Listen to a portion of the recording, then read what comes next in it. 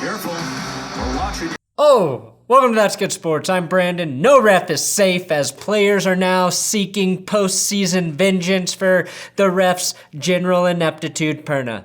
As bad as the officials have been, I do have to give this man some love for taking a blindside hit and then without skipping a beat, throwing down his beanbag and blowing his whistle like nothing happened. Now, Joe Burrow groomer and LSU head coach Ed Orgeron was rooting for the Bills and Titans today. Good luck in the playoffs. Go Bills. Go Tigers. He proved to be a terrible curse for the Bills and a godsend for the Titans and all of America, as Tom Brady's last NFL throw might just be a pick six to a former Patriot.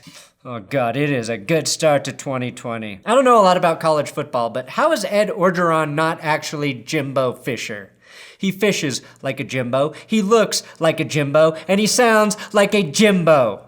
It doesn't make sense to me that he is not Jimbo Fisher. What does make sense, though, is Booger McFarland's uncanny ability to draw dicks on television. I've got the AFC wildcard games to recap. FYTB 2020. That's good sports.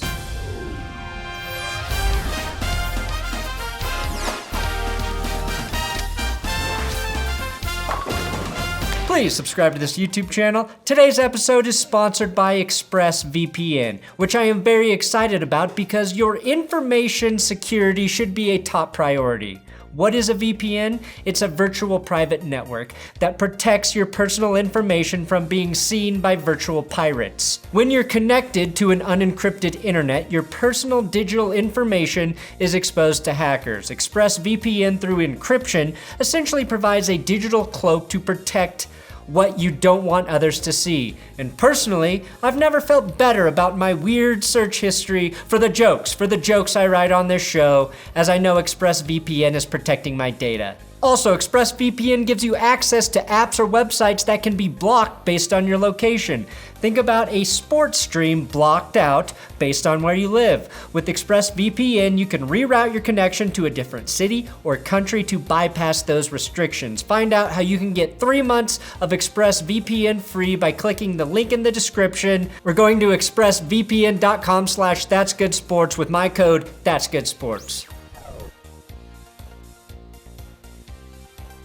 The Bills fall to the Houston J.J. Watson's 22-19. This game was brought to you by ESPN, #1 in making sure that even when he's not playing defense, you remember J.J. Watt is alive and on the sideline. I was happy to see the Bills Mafia traveled well to this game. They don't call it organized crime for nothing, and I completely believe they are responsible for Brian Cushing's black eye. The game started with Josh Allen breaking off a big run. He is sneaky fast, and not just because he's white, but because he's big and clunky looking. That was followed by a John Brown touchdown pass to Josh Allen. Allen became the first quarterback in playoff history to have a 40-yard run and a touchdown reception, but became the millionth quarterback to dance just like a dad. Booger McFarland then blamed Josh Allen for John Brown not being able to keep his feet in bounds here. Josh has got to throw this one just a hair sooner. It's a great throw, Booger. I don't know what the hell you're talking about, but the Bills settled for a field goal, and then Booger blamed the fall of Bitcoin on Mario and Luigi. I mean, the game was 8-bit, Tess, and all they did was harvest coins and stomp tiny penises. Speaking of, let me draw you a play on the telestrator. The Bills' defense was brilliant in the first half. They sacked Deshaun Watson 4 times, finished the game with 7 total. Jerry Hughes and Trent Murphy would combine for 5 sacks alone. That pressure was a big reason Buffalo dominated the first half. Josh Allen looked cool though early. Something he's been waiting his whole life to hear. Despite too many offensive penalties, Buffalo went into halftime up 13-0. Really, an improvement for both teams in the playoffs. Buffalo only scored 3 the last time they were in the postseason, and the Texans were down 21-0 before Andrew Luck retired. So great job for improvement, both teams of guys, good job, you did it. Now the second half was weird and amazing. Texans kick returner DeAndre Carter to start the half is either too lazy to kneel, the ball in the end zone, or too scared of being blackballed for kneeling. and just tossed the ball to the ref instead of taking a knee.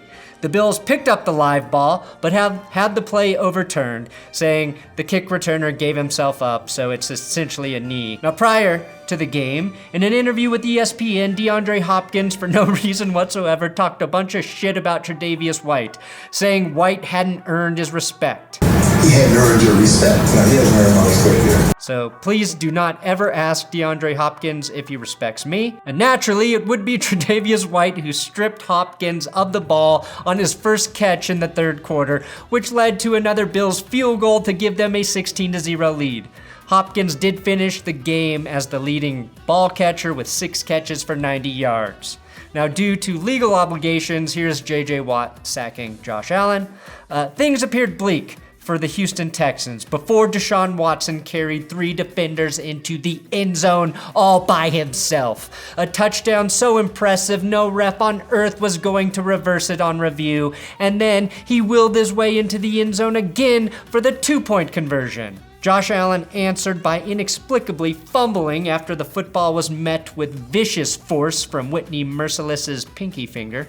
That cost Buffalo 3 points of their lead after the Texans split the gooch. Hopkins made up for his fumble earlier by making his 4th catch in the second half for 70 yards here. From the 2-yard line, Carlos Hyde fumbled the pitch on what would have been a walk-in touchdown, but Bill O'Brien never lost faith in Carlos, called his number again, and Hyde gave the Texans their first lead of the game as they scored 19 straight points to go up by 3. Now, Josh Allen was ready to lead a comeback and channel his inner Tom Brady and throw a screen pass to Devin Singletary, who took it 38 yards. Then Josh Allen forgot how to play fucking football. He took back-to-back sacks after the Bills were in field goal range. He lost 36 yards faster than a gardener watering with gasoline. And to make matters worse, Sean McDermott decided on 4th and 27 that the Bills must go for it and not try a long field goal or punt with 3 timeouts left. But game management and ball security would not end it for the Bills. Somehow their defense held, and on 4th and 1, Deshaun Watson revealed his only weakness, the QB sneak. A big chunk of Josh Allen's 92 rushing yards came here before he tried this wildly idiotic pitch back to Dawson Knox, who had to knock the ball out of bounds. Since the ball went backwards, there's no penalty there, and it did stop the clock, making Josh Allen the Sean McDermott of terrible fourth-quarter decisions that somehow work out. Stephen Hauschka sends the game into overtime for the first wild-card OT game since Tim Tebow before he started his missionary work in the MLB. Now, did I predict this game would go into overtime? Which is now why I just convinced myself to pick Houston instead. Sorry, Buffalo. Yeah, I am that fucking good. The Texans won the coin toss, but went 3 and out. Buffalo drove back into field goal range, but just like in the 4th quarter, drove right back out of field goal range. This time, due to an NFL rule that doesn't make sense to me, you can't block a guy if it helps your team win. Penalty. And after everything the poor Bills endured, the weird fumbles, the weird calls, it would be a dumb penalty that ended them. On the next series, Deshaun Watson did this. Oh God, he really might be the Michael Jackson of getting away with Michael Jordan. He survived 2 car crashes laid on by Bills defenders to spin his way to glory to complete the pass to Taiwan Jones, who ran the ball down to the 10-yard line to send Houston to the next round of the playoffs. That's one of the best football plays I have ever seen. Deshaun Watson is insane. Watson finished the game with 247 passing yards, 1 tutty, led Houston in rushing yards with 55 and a rushy, and went 20 of 25 for a completion percentage of 80.1. Bill O'Brien's chimple. That's 80%, if that was confusing. Buffalo goes home with their bills unpaid.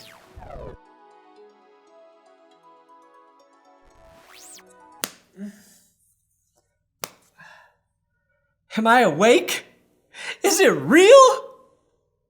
Did the Patriots really lose to the Titans in the wild card round at home so that Patriots fans may have witnessed Tom Brady lose in his last game?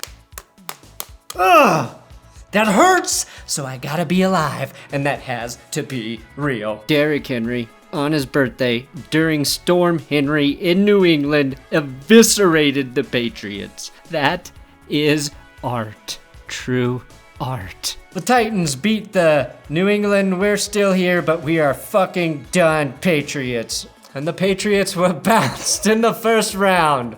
One and done. And the playoffs are pure again. Now, New England did score first after Tom Brady threw an amazing, a one-of-a-kind screen pass to James White that went for 30 yards. Tennessee answered by running the ball down New England's wide-open throats. Derrick Henry just gashed them on the opening series until Ryan Tannehill fired a touchdown pass to Anthony Firkser, a 6'2" tight end who went to Harvard. Firkser sounds like what Phillip Rivers says instead of fucker. The Patriots answered with a touchdown of their own after Tom Brady yelled at his submissive gimp to get into place. All those, and they start the second quarter. Julian Edelman carried the jet sweep or the end around into the end zone for an easy score.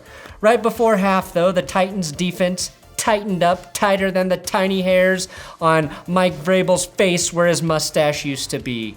A big goal line stop to hold the Patriots to just 3 for Tennessee. Then, the armadillo, Derrick Henry, the toughest and surprisingly quick beast of Texas pavement, helped Tennessee get back down the field. 2 plays later, Henry broke 100 yards rushing before half, and 75 yards of that drive were all Derrick Henry to get the Titans another touchdown to take the lead 14-13 heading into half. I mean, if the Patriots defense couldn't stop Henry for the 74 yards prior, they certainly weren't stopping him on the goal line. Now 14-13 would hold for all of the third quarter, and the first play in the fourth quarter, Duron Harmon picked off a ball Ryan Tannehill should have just thrown away. It was the first turnover of the game, and the first moment I thought Tom Brady might have cut another deal with the devil. Something no voodoo doll on earth can overpower. Although this looks very similar to the Brady-Edelman sex tape that was on the phone Tom Brady destroyed before the NFL could get a hold of it during Deflategate. The Patriots couldn't capitalize on that turnover, and we had to wait until midway through the fourth before either team got to their opponent's 40-yard line. But then, on 3rd and 3, Ryan Tannehill fumbled the handoff. Luckily, Derrick Henry recovered it. Tannehill dropped the ball earlier on a sack that his line recovered, so he was nearly responsible for 3 turnovers. That fumble pushed the Titans just out of field goal range like they were the Bills or something. At which point Mike Vrabel kept calling penalty after penalty and punt formation to chew a bunch of time off of the clock. A true chess match between disciple and master, but somehow even more fucking boring than watching actual chess. Belichick, of course, hates when anyone does something more annoying than him and lost his shit waiting for the punt on the sideline. He did the same thing, though, to the Jets, up 33-0 earlier this year, which gave himself a little giggle. And I applauded because Adam Gase is a bigger suck-ass than Belichick. This game, in all its ugly grandeur, was won on a 3rd and 8 completion from Ryan Tannehill to Harvard grad Anthony Firkser, late in the fourth quarter. First, it's Fitzpatrick. Now, it's Firkser. Harvard hates the Patriots. Now, Brett Kern punted the ball down to the half-yard line. Kern's been the Titans punter for like 12 years because when Josh McDaniels was the Broncos head coach, he cut Kern for no reason. Coming full circle though, Kern fucks McDaniels in the postseason. Then Logan Ryan pick-sixed Brady on the next play, which Tony Romo thought was stupid, that he should have just went down and ended the game. Wrong, Tony. You gotta have a killer instinct in the NFL. You take the touchdown. If you knew that, maybe you would have won more than a half of a playoff game. The real downside to Logan Ryan scoring on that touchdown is Tom Brady is way too vain to retire on a pick-6. He played like shit in this game, missed a lot of easy throws, saw his bearded fuckboy drop an easy pass, but if this is his last ever NFL throw, we know that God is real. We would know. I do have a question for Tom. Why does that throw look so familiar? Oh yeah, you did it last week to another former teammate, Tom. The Patriots could have won this game if they would have scored a safety in the second half, kicked a field goal in the second half, thrown 1 touchdown in the second half, if they would have literally done anything to put points on the board at the very bare minimum of points that you could score, they could have won this game. But they didn't. Their dynasty is done. They are finito. They are finished. They are finito. I only know how to say finished in 2 languages. Fin, maybe 3. So, Derrick Henry and Deshaun Watson get this week's Big Dick Player Awards. Henry carried Tennessee in the first half, finished with 182 yards and a touchdown, and their defense shut out the Patriots in the second half. Henry, with 1 catch for 22 yards, was also 1 yard shy of tying Anthony Ferk as the Titans' leading receiver. Tannehill beat Brady with just 72 passing yards. The best part, though, of the Patriots losing is I can now root for the Chiefs to lose again like a normal human. Next week, the Texans travel to Kansas City, and Godspeed Tennessee because you have to go into Baltimore. Thanks for watching another episode of That's Good Sports. Please subscribe here on YouTube. I will be on top of the NFC games tomorrow or today. This video is probably going up today, Sunday, even though today is Saturday. I'm on Twitter, Instagram at Brandon Perna. If you want to talk about football to me there, you can do it.